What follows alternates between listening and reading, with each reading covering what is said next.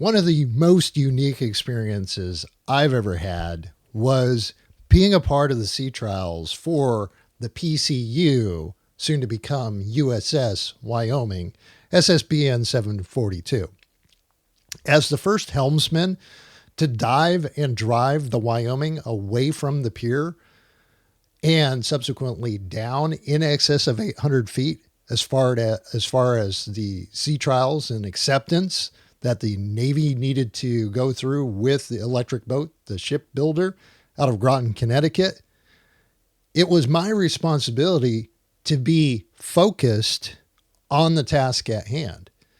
and to really pay attention to all the indicators and warnings that I would be receiving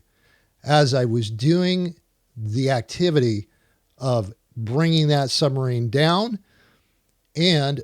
returning it to the surface. It's a very risky set of tests because there are somewhere between 200 and 300 people on board a submarine during sea trials.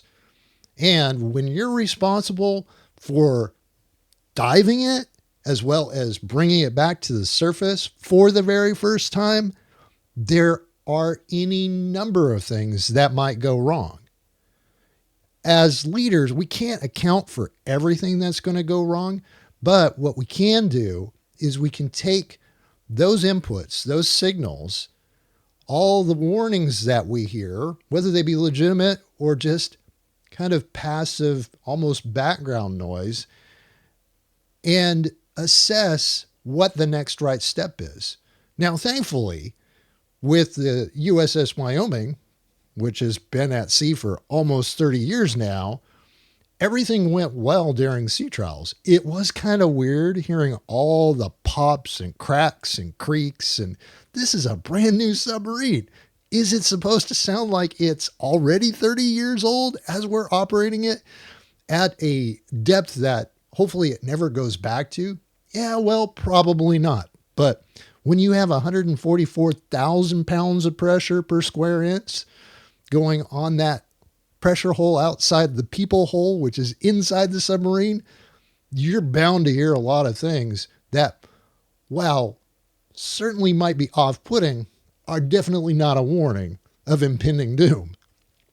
I say that because